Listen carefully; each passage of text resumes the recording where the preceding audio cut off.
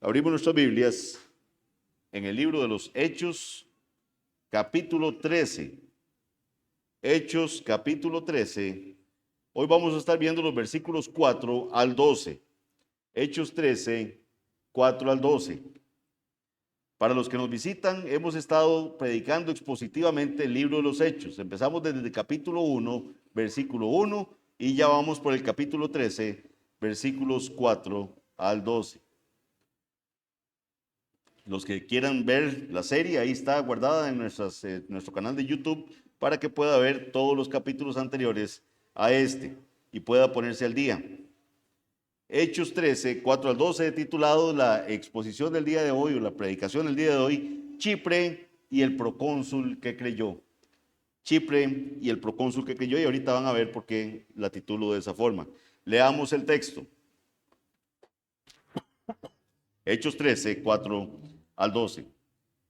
Nada más recordemos aquí que la iglesia de Antioquía había estado ayunando, había estado orando, ¿verdad? Y en ese ayuno y oración que están, el Espíritu Santo les comunica su voluntad de que se aparten a Bernabé y a Saulo para la obra que él los va a encomendar, y es mandarlos fuera de la iglesia de Antioquía a predicar el evangelio como misioneros. Entonces ya aquí tenemos el primer viaje que emprenden Saulo en este momento y Bernabé, acompañados por Juan Marcos. Ahorita vamos a estar viendo eso. Juan Marcos, que es el escritor del Evangelio según Marcos. ¿Okay? Hechos 13, 4 al 12. Leo para ustedes, pongan atención y no pierdan la cita porque vamos a estar viendo hoy versículo por versículo. Dice así: ellos entonces, enviados por el Espíritu Santo, descendieron a Seleucia y de allí navegaron a Chipre. Y llegados a Salamina, anunciaban la palabra de Dios en las sinagogas. Mano Mauricio, voy a usar el otro micrófono, ¿verdad? Mejor. Este hace como un eco, ¿no? No, bueno. Y llegados a Salamina, anunciaban la palabra de Dios en las sinagogas de los judíos. Tenían también a Juan de ayudante. Y habiendo atravesado toda la isla hasta Pafos, hallaron a cierto mago, falso profeta, judío, llamado Barjesús, que estaba con el procónsul Sergio Paulo, varón prudente. Este, llamando a Bernabé y a Saulo, deseaba oír la palabra de Dios. Pero le resistía Elimas, el mago, pues así se traduce su nombre, procurando apartar de la fe al procónsul. Entonces Saulo, que también es Pablo, lleno del Espíritu Santo, fijando en él los ojos, dijo: oh, lleno de todo engaño y de toda maldad, hijo del diablo, enemigo de toda justicia, ¿no cesarás de trastornar los caminos rectos del Señor? Ahora pues, he aquí la mano del Señor está contra ti, y serás ciego, y no verás el sol por algún tiempo. E inmediatamente cayeron sobre él oscuridad y tinieblas, y andando alrededor buscaba a quien le condujese de la mano. Entonces el procónsul, viendo lo que había sucedido, creyó maravillado de la doctrina del Señor. Este es el pasaje que vamos a estar estudiando esta mañana. Quiere el Señor tener misericordia de nosotros y traer bendición a nuestras vidas a partir de esta porción de la palabra del Señor. Como les dije, ya vemos a Saulo y a Bernabé. Les impone las manos, los hermanos de la iglesia de Antioquía son enviados, y vemos este primer viaje misionero que van a emprender ellos. Vemos en el versículo 4, por eso les digo no pierdan la lectura, vemos en el versículo 4 que dice que fueron enviados por el Espíritu Santo. Ellos entonces, enviados por el Espíritu Santo, descendieron a Seleucia y de allí navegaron a Chipre. O sea, entonces vemos que la dirección expresa, ese envío sigue siendo del Espíritu Santo. Él los está enviando a esta región. Vimos la semana pasada, como les dije, que el Espíritu Santo es el que les dio convicción a los hermanos de Antioquía para enviar a Pablo y a Bernabé a este viaje misionero. Seleucia, para que tengamos ahí apuntes los que están tomando notas, era una de las ciudades más importantes de Siria y no estaba lejos de Antioquía. Era un puerto marítimo, por eso tenían que salir de ahí. Iban a este puerto y de ahí salía el viaje misionero. De la lectura del pasaje pareciera inferirse que Saulo y Bernabé no permanecieron mucho tiempo en esta ciudad y que su único motivo para ir allí era tomar un barco con destino a la isla de Chipre, que es para donde se dirigen, que es una isla que está en el mar Mediterráneo. Y resulta que es el país natal de Bernabé. Recuerden que dice que era nativo de la región de Chipre. Vean que el pasaje dice, descendieron a Seleucia y de allí navegaron a Chipre. Entonces parece que es como un lugar de embarque para ir al destino que es Chipre. En esta parte, en este tipo de pasajes que vamos a estar viendo, los viajes misioneros de Pablo van a tener que usar mucho la imaginación. O se van a la parte final de algunas Biblias que tienen algunos mapas y van a poder ver cómo es ese recorrido que va haciendo Saulo en este momento en estos viajes misioneros. Nos dice el versículo 5 que llegados a Salamina, anunciaban la palabra de Dios en las sinagogas de los judíos y también iba de ayudante Juan Marcos. Aquí lo refieren como Juan únicamente. Salamina era una ciudad famosa por el culto a Venus, a la diosa Venus, que también se le conocía como la diosa Afrodita, y estaba situada en el extremo oriental de Chipre. Era la ciudad principal y el puerto más cercano de Chipre para los navegantes que venían de Seleucia. Ellos, aunque la misión a la que son encomendados es predicar el evangelio a los gentiles, ese es el principal motivo de la misión, van a empezar predicando en las sinagogas que se encuentran en el camino. Esa va a ser una tónica que vamos a ver. Ellos empiezan a ir a las sinagogas, predican ahí y después se dirigen a los gentiles. Las sinagogas eran estructuras grandes, muchos adoraban allí. Entonces los apóstoles predicaron primero a los judíos, aunque fueron enviados inicialmente a los gentiles. Ellos dos, ¿verdad? Los que van ahí. Los judíos, cuando digo apóstol, refiriéndome a Bernabé, es en sentido genérico, eras un enviado de la iglesia, ¿verdad? Porque después se le va a referir así también como apóstol, no que fuera uno de los 12 apóstoles de Cristo. Los judíos vivían en las regiones cercanas a Judea y en esas regiones tenían sinagogas. En Salamina había más de una sinagoga en la que predicaban Bernabé y Saulo, mientras que en otras ciudades había solo una. Entonces, vean que dice sinagogas, predicaron en las sinagogas del lugar, entonces nos dice que había una población considerable de judíos. Esto vamos a ver que se convierte en una regla, ¿por qué? Porque vean lo que dice el versículo 46 del capítulo 13 que estamos leyendo.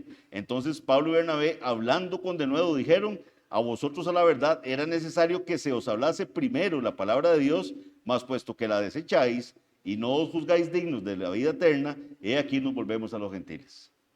Ven cómo ellos llegaron, predicaban en las sinagogas y les dicen, bueno, pero como ustedes desechan la vida eterna, ¿verdad? Ustedes creen que no son dignos de ella, entonces vamos a ir a predicar a los gentiles. Pero eso lo vamos a ver más adelante cuando lleguemos a este versículo. Nos habla de Juan. Este Juan es Juan Marcos. Muy importante también que veamos que ya aparece este otro personaje, cual ya se nos había referenciado levemente antes. Este es el sobrino de Bernabé, Juan Marcos. Y la función de él va a ser atender y servir a Pablo y a Bernabé. Es un siervo de ellos. El comentarista Kistemaker dice lo siguiente: Lucas lo describe como un ayudante de los misioneros. No se nos dice qué tipo de ayuda les daba, pero su trabajo no estaba limitado a proveer las necesidades físicas como alimentación y alojamiento de sus compañeros. Lucas usa literalmente la palabra subordinado, esa es la palabra que se usa para referirse, para describir a Marcos, lo que significaba que él hacía todo lo que los misioneros le pidieron que hiciera. Juan Marcos fue para Bernabé y Saulo lo que probablemente Josué fue para Moisés, Eliseo para Elías, y así vemos varios casos en la palabra del Señor. Vean qué importante contar con un hermano así, ¿verdad? Con un hermano que esté dispuesto a ayudarles en este viaje misionero a hacer todo lo que sea posible para que los hermanos pudieran estar predicando la palabra del Señor, predicando el evangelio en esta ruta. Versículo 6, no pierdan el texto. Y habiendo atravesado toda la isla hasta Pafos, hallaron a cierto mago, falso profeta, judío, llamado Barjesús. Okay, aquí empezamos a entrar ya en temas más específicos. Ahorita les he hablado mucho de temas geográficos. Todavía les tengo un tema geográfico más. Dice aquí que atravesaron toda la isla hasta llegar a Pafos. Y dice que atravesaron toda la isla porque literalmente tuvieron que cruzar el interior de Chipre, cruzar Chipre de lado a lado para ir de Salamina a Pafos. Probablemente estaban enseñando en las sinagogas a lo largo de su ruta de la misma manera que lo habían hecho en Salamina. Se estima que en esta época la isla contaba más o menos con 1 millón de habitantes, la isla de Chipre. Pafos era el principal centro de culto, por eso ellos se van ahí. Es el principal centro de culto donde era notoria la depravación unos rituales donde habían inclusive prostitutas que tenían esta connotación de sacerdotisas, digámoslo así, en su templo. Nos dice que hallaron a cierto mago, un falso profeta, un judío, o sea, este mago, este falso profeta era un judío llamado Bar Jesús. Este hombre era judío que practicaba la magia. Se nos dice en los siguientes versículos que era un engañador. Ahora vamos a verlo también. Y ya en esta serie habíamos, ¿verdad?, topado con un mago, con un falso mago también. ¿Se acuerdan? Simón el mago, lo vimos en el capítulo 8. Recordemos nada más un poquito de lo que vimos de Simón, versículos 9 y 10. Pero había un hombre llamado Simón que antes ejercía la magia en aquella ciudad y había engañado a la gente de Samaria, haciéndose pasar por algún grande. A este oían atentamente todos, desde el más pequeño hasta el más grande, diciendo: este es el gran poder de Dios. Y esto es algo preocupante. Recordemos cuando vimos esto, era preocupante que la gente oía a este Simón y decían: este es el gran poder de Dios. Algo que no está muy lejos de lo que pasa hoy en día en muchas iglesias. Hay engañadores, hay falsos profetas que se paran a decir cualquier cosa al frente, y muchas personas que no son lectores asiduos de la palabra del Señor, que no buscan con denuedo estarse informando de la palabra del Señor, dicen: este es el gran poder de Dios. Vea qué bonito lo que está diciendo esta persona, es sana doctrina. Hubo muchos casos de hechicería entre los judíos en aquellos días, siendo el medio por el cual Satanás y hombres malvados trataban de desacreditar los milagros de Cristo. Que ellos hacían cosas y trataban de desacreditar lo que los apóstoles hacían con el poder del Espíritu Santo. Esto no era nuevo. Esto es lo mismo que hacían los magos en Egipto, ¿se acuerdan? Los que más adelante en el Nuevo Testamento se les van a dar el nombre de Janes y Jambres, que son los que estaban en la corte de Faraón cuando estaban ahí Moisés y Aarón. ¿Qué es lo que ellos hacían? Imitar los milagros que hacían Moisés y Aarón cuando estaban frente a ellos. Esto rápidamente lo podemos ver en Éxodo 7, 11 al 12. Hay más versículos que hablan de esto, pero ahorita no puedo traerlos en esta predicación. Ellos dice: entonces llamó también Faraón sabios y hechiceros, ven, e hicieron también lo mismo los hechiceros de Egipto con sus encantamientos, pues echó cada uno su vara, las cuales se volvieron culebras, mas la vara de Aarón devoró las varas de ellos. Ellos llegaban y hacían lo mismo que hacían Moisés y Aarón. Llegan Moisés y Aarón y arrojan la vara y se convierte en culebra. Ellos arrojan las varas y se convierten en culebras. Van a verlo también que ocurre con el milagro del cambio del agua en sangre. Ellos también lo imitan. Entonces, estos hechiceros estaban haciendo básicamente eso. Y aquí, Elimas, que vemos acá, o Bar Jesús, como se le llama hasta este momento, eso es lo que va a estar encargado de estar ahí en el lugar donde está el procónsul, del cual vamos a estar hablando en esta mañana. Se nos dice que era un falso profeta. Este es un judío, es un mago. Se nos dice que es un falso profeta. Un falso profeta como esos que Cristo dijo que surgirían muchos en el futuro cercano. Como judío, este hombre sabía la condenación que había para los falsos profetas. Él no era ignorante de las Sagradas Escrituras. Los judíos, en su gran mayoría, eran personas que conocían la ley del Señor, que conocían los profetas, y ellos sabían que había condena para los falsos profetas. Por ejemplo, Jeremías 14, del 14 al 16 nos dice: me dijo entonces Jehová: falsamente profetizan los profetas en mi nombre. No los envié, ni les mandé, ni les hablé. Visión mentirosa, adivinación, vanidad y engaño en su corazón os profetizan. Por tanto, así ha dicho Jehová sobre los profetas que profetizan en mi nombre, los cuales yo no envié, y que dicen: ni espada ni hambre habrá en esta tierra, con espada y con hambre serán consumidos esos profetas, decía el Señor. Y el pueblo a quien profetizan será echado en las calles de Jerusalén por hambre y por espada. Y no habrá quien los entierre a ellos, a sus mujeres, a sus hijos y a sus hijas, y sobre ellos derramaré su maldad. En la serie que vimos del cesacionismo, hablamos de cómo ya habían cesado estos dones de profecía. Ya hoy por hoy tenemos la palabra profética más segura. Tenemos las Sagradas Escrituras. Ya no necesitamos profetas que vengan a darnos un mensaje del Señor, porque está en la palabra del Señor. Entonces alguien decía: usted quiere oír audiblemente la voz de Dios, lea la Biblia en voz alta, ¿verdad? Usted lo que quiere es saber qué le dice Dios a usted. Lea la Biblia. Ahí está el mensaje del Señor. Entonces, este es un falso profeta. De esos profetas que les gustaba estarle diciendo al pueblo lo que le gusta oír, ¿verdad? De esos hay muchos hoy en día. Se levantan falsos profetas en iglesias diciendo, mire, usted es el don del Señor para esta localidad. Usted es el varón de Dios que va a lograr esto y esto y esto. Y profetizan mentira. Aquí, por ejemplo, en este pasaje de Jeremías, vemos cómo estaban profetizando, dice, visión mentirosa, y estaban diciendo que no iba a haber ni hambre ni espada, y lo que el Señor dijo es más bien, con hambre y espada los voy a eliminar yo a ellos. Nada más tengamos presente que entonces Bar Jesús es un judío, es un hechicero, ¿verdad? Es un mago, es un falso profeta, y ahorita vamos a ver también la particularidad de que su nombre, Bar Jesús, lo que significa es eso, es hijo de Jesús, ¿verdad? Ahora, Jesús es un nombre común en la época, no es que solo nuestro Señor se llamaba Jesús, había varias personas que se llamaban Jesús, entonces probablemente su padre se llamaba Jesús también, que es la misma raíz del nombre Josué, pero su nombre Bar Jesús lo que significa es hijo de Jesús, ¿ok? Que eso va a tener también importancia para el final de esta exposición. El otro nombre que se va a aparecer de esta persona, de este personaje, es Elimas. Elimas, que lo que significa es sabio. Eso es lo que significa Elimas. Versículo 7. Leamos el 6 y el 7 para tener el contexto más clarito. Y habiendo atravesado la isla hasta Pafos, hallaron a cierto mago, falso profeta judío, llamado Bar Jesús, que estaba con el procónsul Sergio Paulo. Hay un procónsul, ahorita les explico quién es. Está con el procónsul Sergio Paulo, dice que Sergio Paulo es un varón prudente. Llamando a Bernabé y a Saulo, deseaba oír la palabra de Dios. Las provincias romanas se dividían en dos clases. O sea, el imperio romano, ¿verdad? En su extensión, cuando llegaba y lograba delimitar una provincia, las dividían en dos categorías.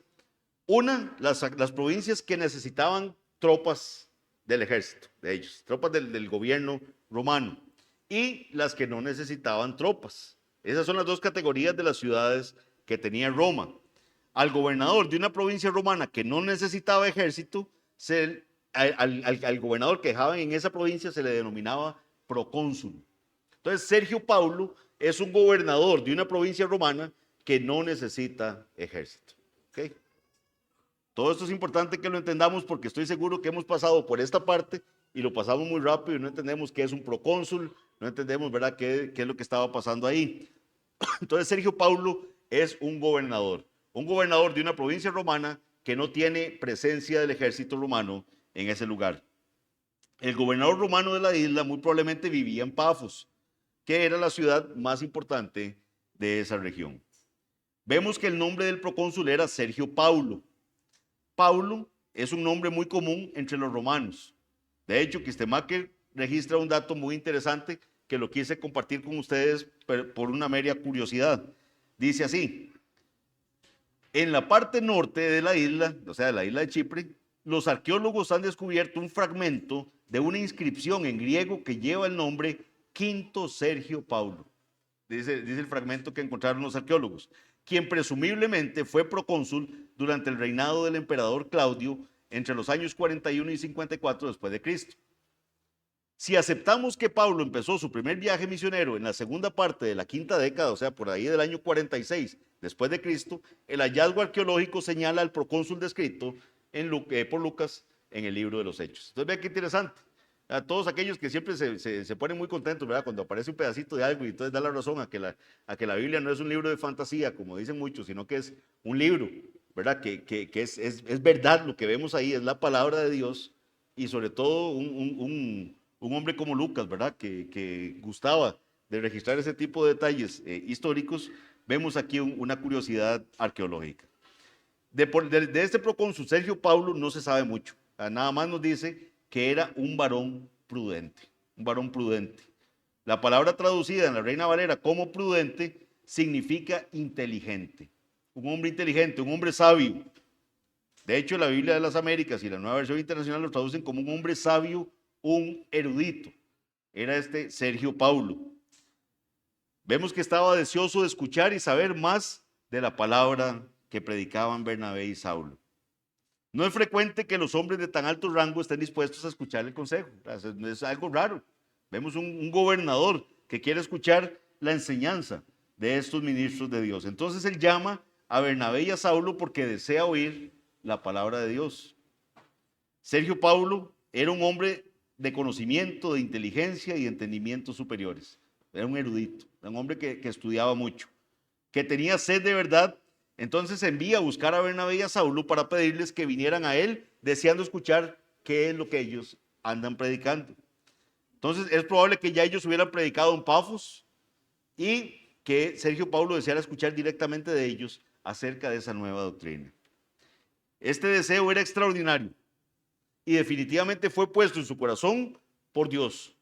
Ese fue puesto por el Señor, que él quiere escuchar la palabra del Señor, a fin de prepararlo para la misericordia que vendría más adelante sobre este hombre. Puede ser que al principio el procónsul deseara oír la palabra de Dios para satisfacer una curiosidad. O sea, era un hombre inteligente y le gustaba tener las diferentes versiones de lo que está pasando. Entonces yo quiero escuchar esta otra versión de lo que está sucediendo. ¿Por qué? ¿Por qué podemos pensar así? Porque en el capítulo 17, cuando lleguemos ahí, nos vamos a topar con un caso muy similar, y es el caso de los atenienses, ¿verdad? Los atenienses nos dice que eran personas que siempre deseaban conocer algo nuevo. Llegaba alguien con un conocimiento, con una posición nueva, yo quiero escucharla a ver qué es lo que quiere decir. En el capítulo 17 vamos a ver que le dicen a Pablo: traes a nuestros oídos cosas extrañas. Le dicen a Pablo: queremos pues saber qué quiere decir esto. Entonces vean que le surge una inquietud intelectual respecto a la palabra del Señor, no necesariamente una inquietud espiritual. ¿Okay? Quieren saber qué es lo que significa lo que están predicando. Versículo 8, pero les resistía Elimas. Elimas es Bar Jesús, para que no se me enreden. Dice el versículo 8, pero les resistía Elimas, el mago, pues así se traduce su nombre, procurando apartar de la fe al procónsul. Entonces están Bernabé y Saulo predicando el evangelio, están predicándole a Sergio Paulo, que quiere escuchar qué es la palabra del Señor que ellos andan predicando, y está Elimas interrumpiendo. Está procurando apartarlos de la fe, procurando apartar de la fe al procónsul. Entonces sabemos ya, Bar Jesús es Elimas, para que no se me pierdan ahí. Eso quiere decir mago, quiere decir también sabio. Nos dice el pasaje que Elimas les resistía, es decir, se les oponía, tratando de desviar de la fe al procónsul Sergio Paulo, ya que probablemente temía perder la influencia que tenía sobre él. O sea, en otras palabras, Elimas decía: si Sergio Paulo cree en esto, se me va a ir el negocio. O sea, voy a perder mi fuente de ingreso, ¿verdad? Vemos a Elimas, el mago, oponiéndose a Saulo y a Bernabé, tal como lo hicieron Janes y Jambres, los magos de Egipto, cuando resistieron a Moisés y a Aarón. Es el mismo escenario. Están Moisés y Aarón diciéndole a Faraón: deja ir a mi pueblo para que adoren al Dios Todopoderoso, y ahí están los magos atravesándoles, ¿verdad?, el caballo, como decimos popularmente aquí en Costa Rica, para que interrumpir el mensaje que están diciendo Moisés y Aarón. Pues eso está haciendo Elimas acá con el mensaje que están trayendo Saulo y Bernabé. Si Sergio Paulo abrazaba al cristianismo, sus servicios dejarían de ser necesarios, dice Kistemaker. Y esto significaba que se sacaba su fuente de ingresos. Además, como judío, Elimas adoptó una postura de fuerte oposición al evangelio y a sus mensajeros. La situación alcanzó un nivel crítico porque estaba en juego la veracidad del evangelio. O Elimas era un impostor, o lo eran Bernabé y Pablo. Uno de los dos grupos está mintiendo. O Pablo y Bernabé están equivocados, o Elimas está equivocado. Pero ahí lo que está en disputa es la veracidad del evangelio. ¿Okay? Elimas creía que debía apartar al procónsul de la nueva fe para evitar que la influencia de la verdad actuara en su mente, o para evitar que se convirtiera en un amigo y benefactor de los cristianos. Sergio Paulo aún no ha aceptado esa doctrina de los apóstoles, él la está escuchando.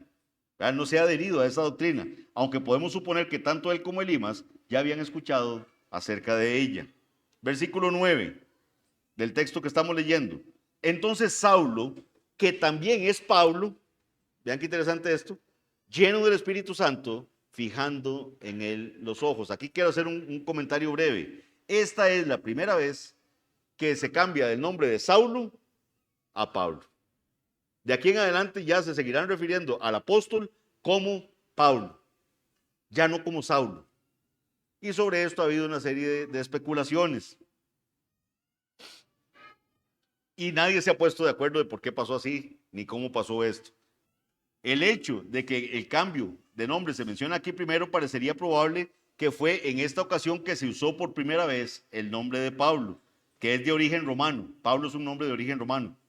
No se indica quién le dio el nombre, si lo asumió él mismo, o si se lo dieron los cristianos, o se lo dieron los romanos. O sea, no se sabe, ¿verdad?, dónde viene ese cambio de nombre.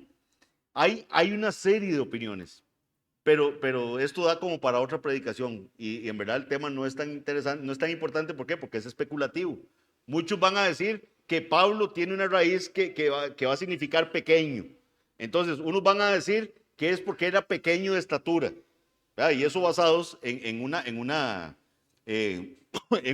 pasaje en Corintios, en 2 Corintios, que va a hablar de que su aspecto no era algo sorprendente, ¿verdad? Como que no era algo que intimidara. Entonces, como que él era pequeño de estatura. Otros van a decir que era pequeño, como Agustín, que dice que es porque él se consideraba el más pequeño de todos los apóstoles.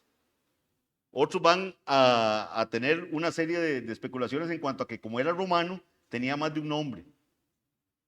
Lo cierto es que no sabemos, no tenemos certeza de por qué ocurre este nombre de Saulo a Pablo. Volviendo a nuestra historia, me imagino que Elimas, ¿verdad?, está ahí de pie frente a Saulo y a Bernabé, ahora Pablo y Bernabé, ¿verdad? Y está el procónsul ahí también. Está decidido a escuchar algo que pudiera usar para descalificar a los apóstoles. Pero Pablo estaba consciente de su presencia, así como de su motivación, y lleno del Espíritu Santo, fija los ojos en Elimas. Es decir, lo miró fijamente.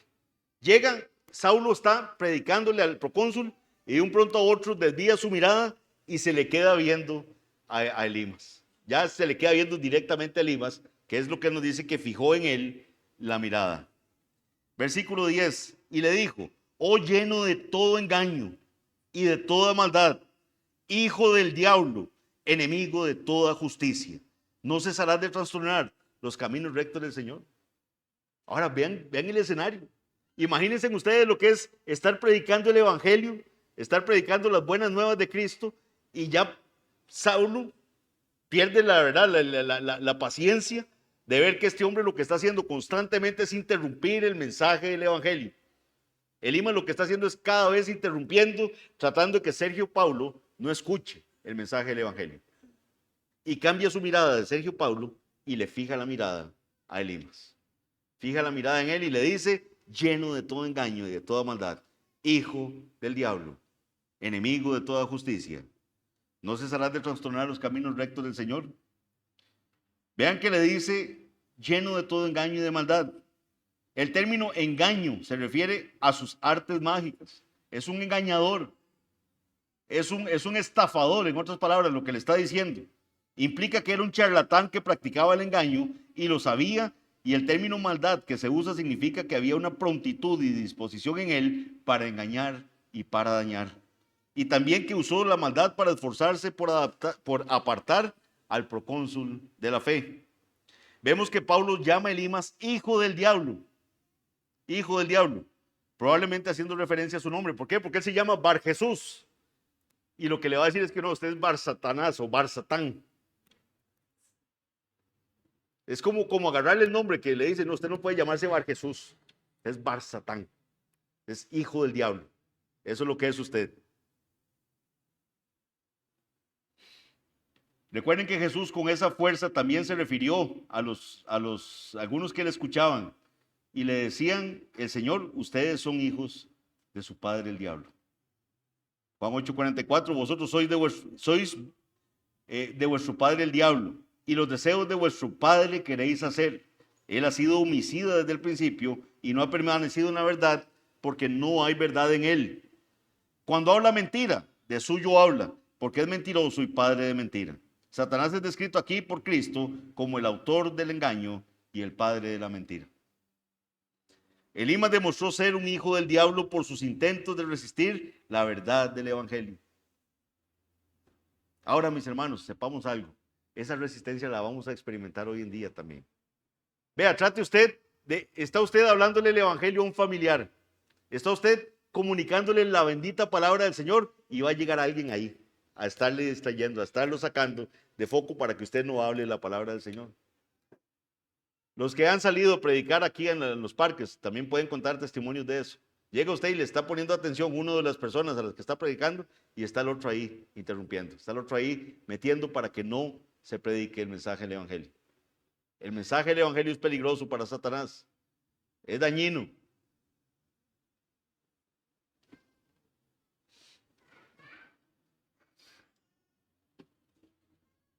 Pablo le dijo a Elimas, hijo del diablo, porque hizo la obra del destructor al hacer lo que pudo para obstaculizar la salvación de Sergio Paulo.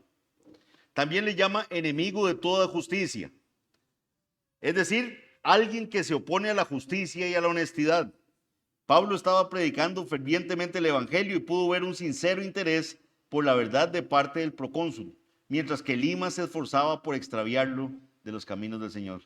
Un hombre que vive en la maldad será, por supuesto, enemigo de toda forma de integridad y justicia. Y le dice, no cesarás de trastornar los caminos del Señor, los caminos rectos del Señor. O sea, usted no va a parar ya de trastornar esos caminos rectos del Señor. Esos caminos rectos del Señor se refiere a la doctrina y a las ordenanzas de Cristo, en las cuales Él ha indicado a su pueblo que ande. Elimas, por su deshonestidad y maldad, hizo todo lo posible para que los caminos rectos del Señor parecieran oscuros, cuando en realidad son simples y son directos. Vean que el mismo Señor Jesús dijo, venid a mí, todos los que estéis trabajados y cargados, yo os haré descansar. Llevad mi yugo sobre vosotros, porque mi yugo es fácil. Y eso es son las cosas que uno no entiende, ¿verdad? Jesús dice, no, vengan a mí, mi yugo es fácil y ligera mi carga. ¿Por qué sentimos la carga del Señor hay veces pesada? ¿Por qué sentimos el yugo del Señor hay veces difíciles?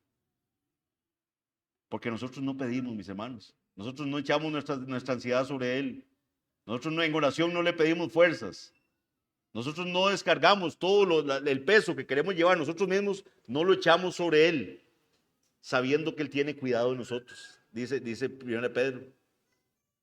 Lo sentimos difícil por juponada de nosotros mismos, por culpa de nosotros mismos. Pero Jesús dijo que su yugo es fácil y ligera es su carga. Oseas 14:9 dice, ¿quién es sabio para que entienda esto y prudente para que lo sepa? Porque los caminos de Jehová son rectos y los justos andarán por ellos, mas los rebeldes caerán en ellos. No se sabe de qué manera Elimas se había opuesto a Pablo y a Bernabé. O sea, no sabemos cuál era la técnica.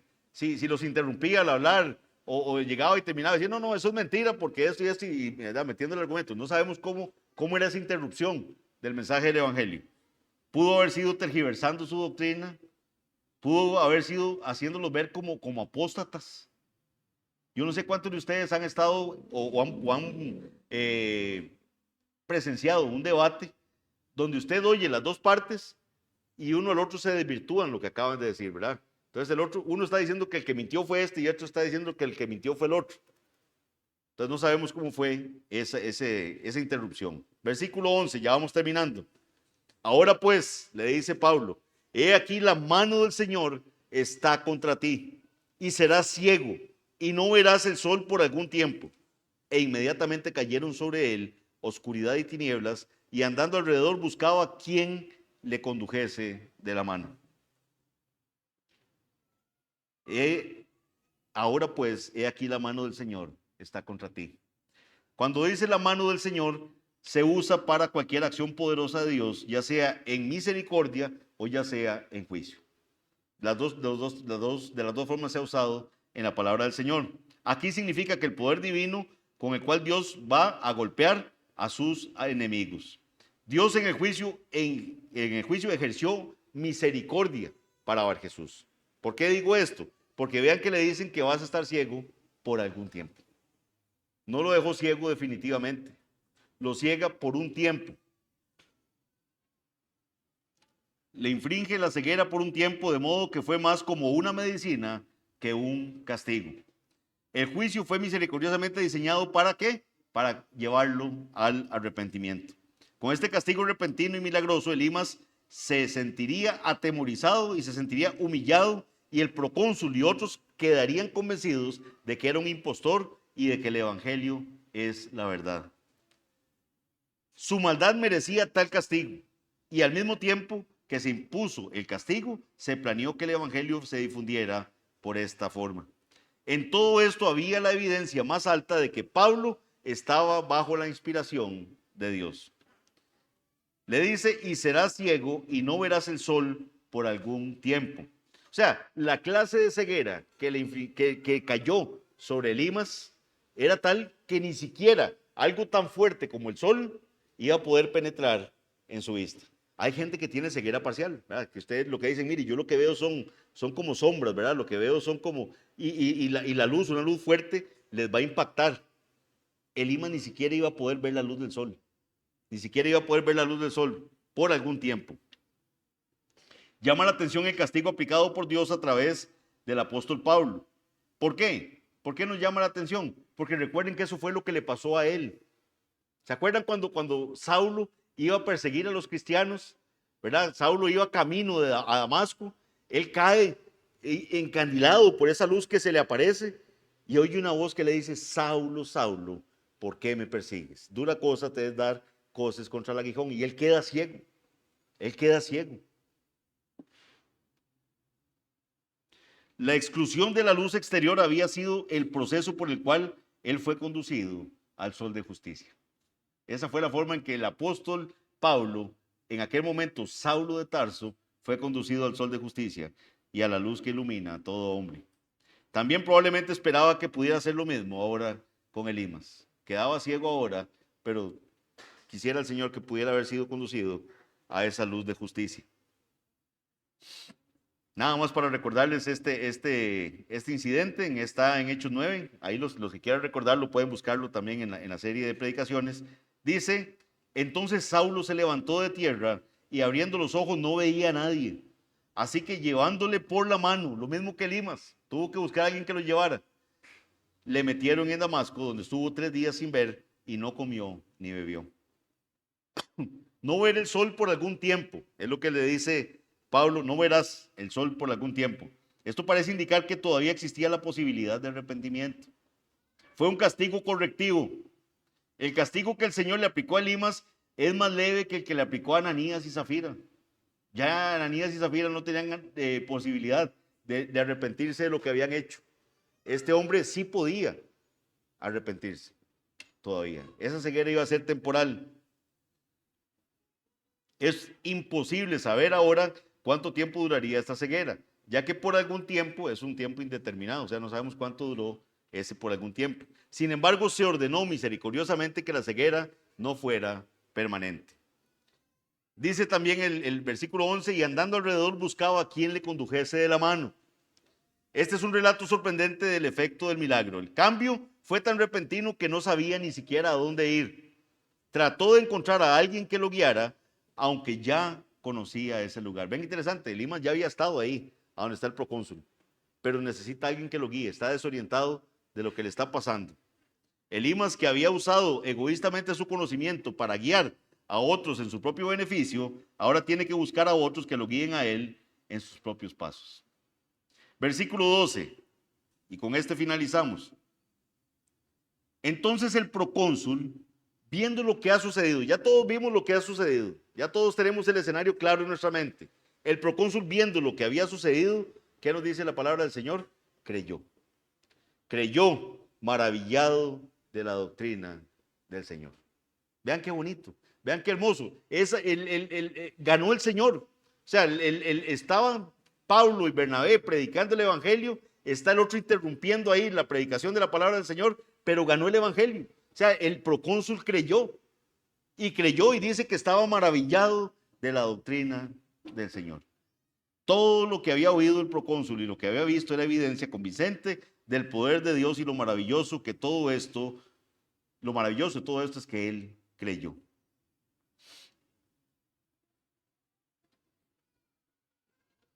y quedó convencido por el milagro y por las palabras que lo acompañaban de que Elimas era un impostor y que la doctrina que Pablo predicaba era verdadera. Ahora, vean qué interesante esto. Y aquí aprendemos algo también nosotros, que muchas veces lo tenemos como sesgado. Esta también es una muy clara evidencia de que el evangelio no está limitado a los pobres. Porque hoy en día tenemos un evangelio social. Tenemos un evangelio social que dice que el Señor vino a predicarle a los pobres. Nada más.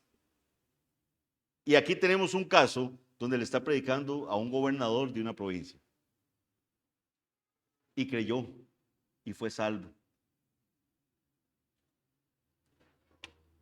La iglesia del Señor va a estar compuesta de personas de todo linaje, de todo pueblo, de toda lengua, de toda nación, gente de todos los estratos sociales. Aquí estamos en la iglesia del Señor. Yo ejerzo mi hermandad con hermanos pobres, con hermanos ricos. De hecho, tenemos a Bernabé ahí predicando el evangelio, y Bernabé era uno de aquellos que habían vendido su heredad y la habían puesto a los pies de los apóstoles para que fuera repartida. No podemos hacer divisiones de clases sociales dentro de la iglesia del Señor. Una vez que la persona es salvada, lo que es mi hermano, independientemente del dinero que tenga, independientemente de la clase social en la que esté, independientemente de lo que sea, es mi hermano, es mi hermana.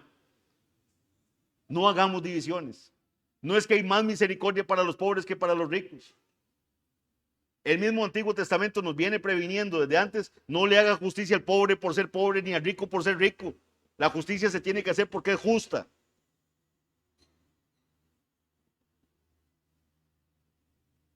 Aquí tenemos un hombre de un alto grado del gobierno y es salvado por la misericordia del Señor. Tenemos dentro de los hombres que estaban orando en Antioquía, recuerdan la semana antepasada que vimos, había uno que había sido criado con el emperador, en la familia del emperador, y ahí estaba, y era uno de los profetas y maestros de Antioquía. Y tenemos gente que estaba en la condición de pobreza más grande que podía haber. ¿Y qué hacían? Los que el Señor les había dado dones compartían con nosotros. Y eso hace la iglesia del Señor. El Señor ha salvado a cada uno de ustedes y le ha dado un don en particular. Y ese don es para servir a sus hermanos. Ese don no es para que usted se quede allá solo viendo las cosas en internet. Es para que venga a servir en la iglesia. Para que venga a ver en qué ayuda a su hermano, en qué ayuda a su hermana. ¿Cómo le sirve? Eso lo veíamos ayer en la clase de doctrina de la iglesia. El Señor nos salva a los suyos para que se queden aislados como llaneros solitarios. Aquí tenemos el Señor mostrándonos cómo salvó a un procurador, a un procónsul, perdón, a un procónsul. Vamos a ver más adelante en el libro de los Hechos y vamos a ver que ahí Pablo tuvo la oportunidad de hacer esto mismo con hombres de poder y los ridiculizaron, no escucharon. Estaba maravillado de la doctrina del Señor. Vemos a Sergio Paulo maravillado de la doctrina del Señor, probablemente por la evidencia interna que pronto descubrió en ella y que irrumpió como creciente brillo en su mente. Muchos de los que se reunían para ver y escuchar a Jesús también quedaban asombrados, ¿se acuerdan? Hay varios casos de esos, les cito solamente dos. En Mateo 7:28 se nos registra cuando el Señor termina de predicar el sermón del monte, dice: y cuando terminó Jesús estas palabras, la gente se admiraba de su doctrina. O sea, la gente quedaba admirada de lo que el Señor había predicado. Cuando mandan alguaciles, ¿se acuerdan que mandan alguaciles a buscarlo para capturarlo? En Juan 7:46 nos dice: los alguaciles respondieron: jamás hombre alguno ha hablado como este hombre. O sea, y al final ellos le dicen así: usted también se convirtió en uno de los seguidores del Señor. Ellos venían asombrados de que nunca habían oído a alguien hablar como Cristo estaba hablando. No se nos dice qué fruto, si es que hubo alguno, siguió a esta notable conversión. No lo sabemos. Ni cuánto tiempo después de ella los misioneros permanecieron en Pafos. Lo cierto es que el evangelio fue valientemente predicado. El evangelio fue predicado a pesar de la oposición que estaba ocurriendo en ese momento y rindió fruto. Una oveja del Señor escuchó su voz y vino a él. Así es como el Señor va a salvar a esos pecadores, con la predicación del evangelio. No se nos dice que Elimas se haya arrepentido y haya creído, ¿verdad? Pero Sergio Paulo quedó libre de las ataduras con que Elimas lo había tenido cautivo. creyendo ahora en la enseñanza del Evangelio de Cristo, la misma que se le había dicho que rechazara. Usted que está esta mañana con nosotros, usted ha oído varias veces en esta predicación la palabra evangelio. ¿Qué es el evangelio? ¿Qué es lo que Pablo le estaba predicando al procónsul ahí? Evangelio es buena noticia. Le estaba dando una buena noticia al procónsul. ¿Cuál era esa buena noticia? Que en Jesucristo hay salvación. Esa es la buena noticia. Que nosotros estamos muertos en nuestros delitos y pecados. Que no hay nada que nosotros podamos hacer por nosotros mismos para presentarnos ante Dios como justos, para poder decirle, Señor, yo merezco entrar al cielo, porque vea las justicias que tengo. Ninguna de nuestras justicias es válida. Todas son como trapos de inmundicia. La única justicia válida para presentarte ante Dios limpio como justo es la justicia de Cristo. Y es unidos a Él, esa unión con Cristo, la que nos hace aceptos como justos delante de Él. ¿Qué hizo Cristo? Vivió una vida sin pecado, una vida apegada a la ley de Dios. La cumplió perfectamente, fue tentado en todo, pero sin pecado. Eso hizo nuestro Señor. Él sí pudo, Adán no pudo. En Adán fuimos todos condenados, en Cristo tenemos esa justicia imputada a nosotros. Y también, ¿qué hizo? Fue a la cruz del Calvario a morir una muerte que no le correspondía a Él, a recibir el castigo del Padre por el pecado de toda su iglesia. Él la recibió, cayó sobre Él. Esa era la copa del dolor, de la amargura que iba a caer, la copa de la ira del Señor que iba a caer sobre Él.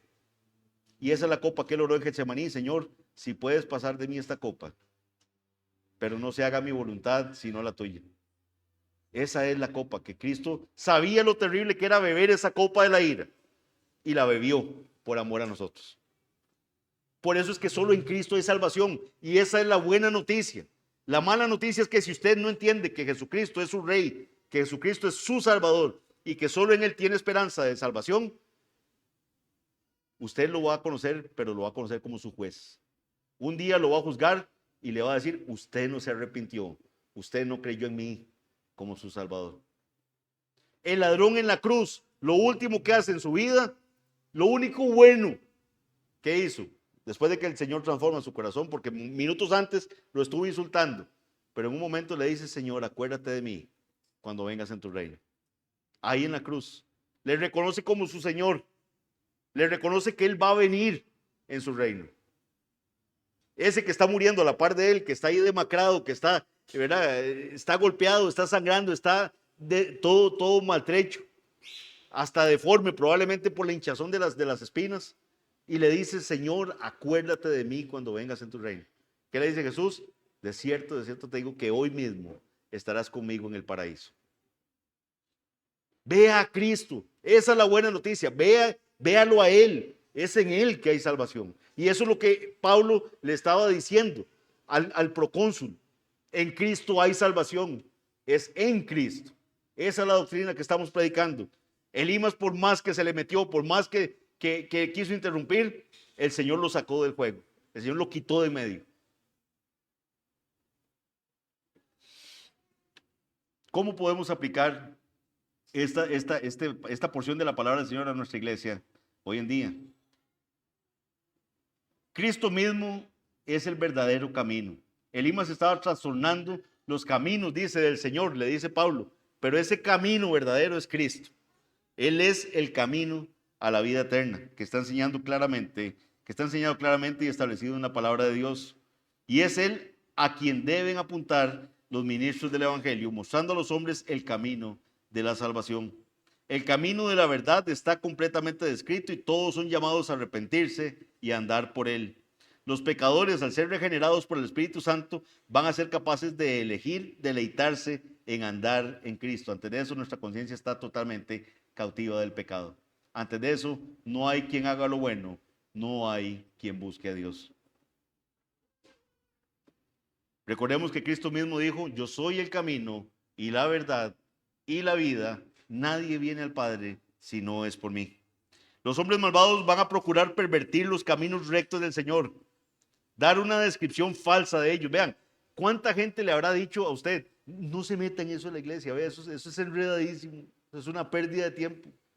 Le van a quitar sus libertades.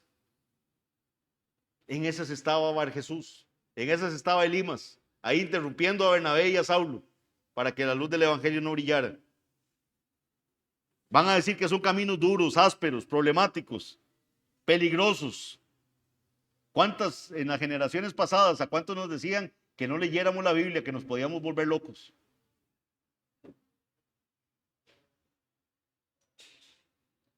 Hacen todo lo que pueda para impedir que las personas entren en estos caminos del Señor y hacen tropezar a quienes ya están en ellos. De eso nos vamos a encontrar muchos.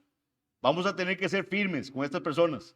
Vamos a tener que ser firmes en una generación que se resiente por todo. En una generación que cree que hay un montón de verdades, que no hay una verdad absoluta. No, mire, es que entonces le hubieran dicho hoy en día en la generación actual, no le hable tan feo a Elimas. Miren, Pablo, eso está mal. Elimas tiene derecho a pensar así. Esa es su verdad.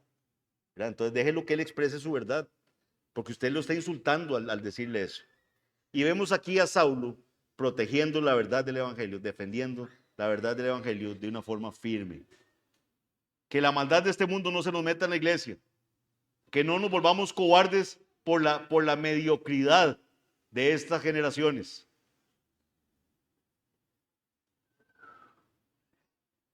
Nunca van a dejar de actuar de esta manera malvada estos hombres que están tratando de pervertir el evangelio. Están continuamente trabajando para hacer que los caminos de Cristo sean repugnantes, para poder poner a la gente en contra de ellos, para disuadirlos de andar en ellos por su oposición a ellos. Lo hacen por las falsas impresiones que dan de estos caminos y por las burlas. Vean, si algo va a venir, si el Señor le ilumina el corazón hoy, le cambia ese corazón de piedra por un corazón de carne, y usted siente esa necesidad de seguir asistiendo a nutrirse de la palabra del Señor, le aseguro que van a venir burlas de la gente. Ay, mire, ahora es cristiano. ¿De qué juega? ¿Verdad? Y van a estar viendo a ver cómo tropieza. Pero vean, sea valiente. Ponga su mirada en Cristo. Si usted tiene que ser rechazado por todas las personas de este mundo y sigue a Cristo, ganó. Usted ganó. No importa lo que puedan decir de usted los demás.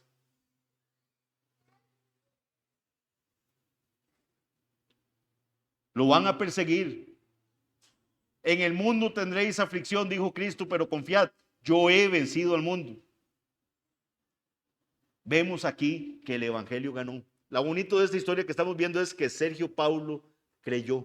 A pesar de toda la oposición, a pesar de todo, la palabra de Dios fue predicada y el evangelio ganó. Que sea esa nuestra consigna, prediquemos el evangelio, defendamos el evangelio. Y personas que nos visitan hoy, que usted no había escuchado el evangelio, no sabía qué era, no entendía cuál era esa buena noticia de que en Cristo hay salvación, crea en Cristo hoy. Salga usted confiando en su Rey, en su Salvador, y dígale: Señor, perdóname, me arrepiento de todos mis pecados. Hasta el día de hoy no entendía que estaba perdido sin Cristo. Venga a Él, arrepiéntase. Vamos a orar. Padre bendito, gracias por esta porción que hemos leído, una porción pequeña, una porción con descripciones de lugares que aparentemente daba dificultades de predicación. Tu Santo Espíritu, Señor, permite que podamos ser edificados con ella, que podamos entenderla, que podamos atesorarla y sobre todo, Padre bendito, que podamos poner en práctica lo que hemos aprendido. Sigue teniendo misericordia de nosotros, sigue hablándonos a través de tu verdad. Y Padre, que seamos valientes para defender la predicación del evangelio, que seamos valientes para denunciar a los falsos profetas y a los falsos maestros. Que la gloria sea para ti únicamente en el nombre de Jesús. Amén.